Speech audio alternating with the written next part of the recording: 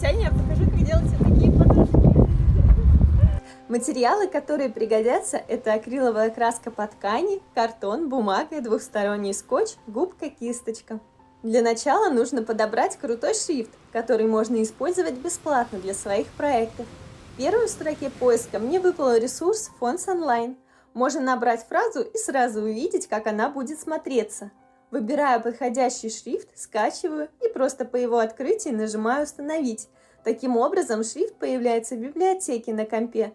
Теперь в любом текстовом редакторе можно набрать свою фразу и использовать ее как шаблон. Так как у меня стоит Photoshop, я непосредственно в нем подгоняю надпись в единую картинку.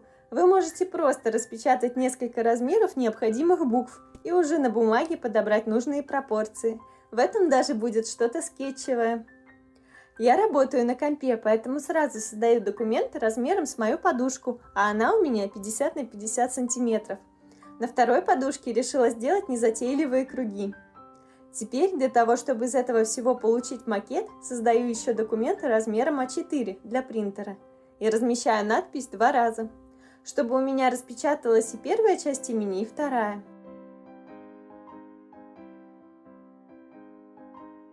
Чтобы потратить меньше чернил, можно убрать черный фон, а тексту задать белый цвет и сделать небольшую черную обводку. Либо просто можно распечатать черный шрифт на белом фоне.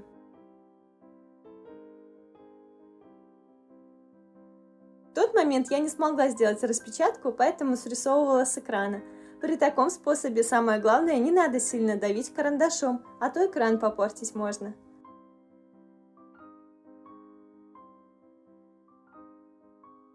Уже на столе обвожу переведенный текст.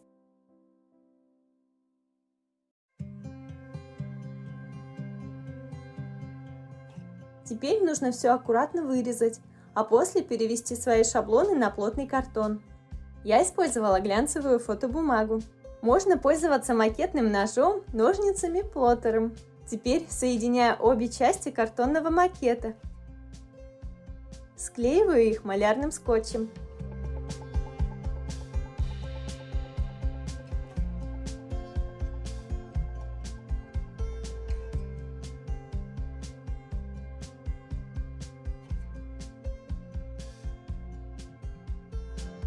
Теперь беру чехол для подушки, и его нужно подготовить перед окраской. Хорошенько разгладить утюгом. Для закрепления макета на ткани использую плоский двухсторонний скотч. Он не оставляет следов и отлично справляется со своей задачей.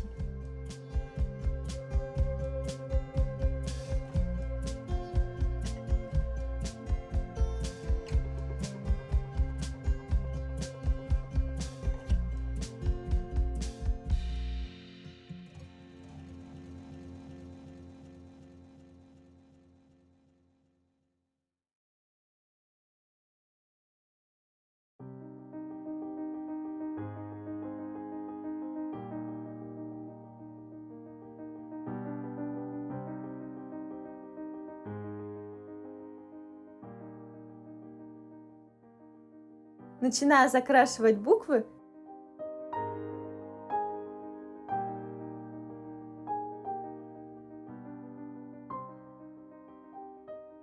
Начала это делать с помощью кисточки, но мне не очень понравилась эта идея.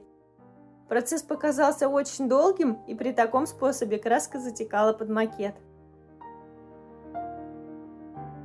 Поэтому я взяла губку и понеслось. Хорошенько вбиваю краску в ткань.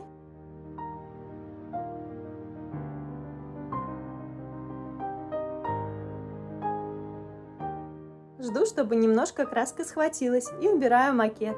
Мелкие детали шаблона можно убирать с помощью пинцета. Самое главное сейчас не смазать случайно краску.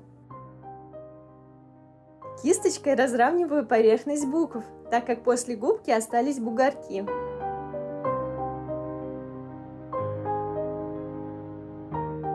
Дополняю надпись черничными кругами. Тут я решила использовать разного размера круглые крышечки.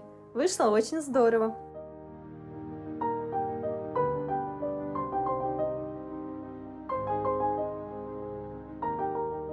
Вторую подушку я также решила украсить разнокалиберными кругами с помощью все тех же крышек.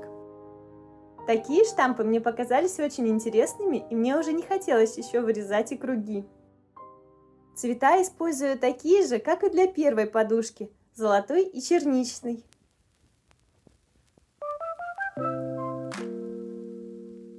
Для того, чтобы закрепить рисунок на ткани, ему необходимо сделать термообработку. Ее я выполняю с помощью утюга. Сначала проглаживаю утюгом с изнаночной стороны, а затем и с лицевой, подложив тряпочку. Самое главное — включить утюг без режима пара, иначе вы просто смоете свой рисунок.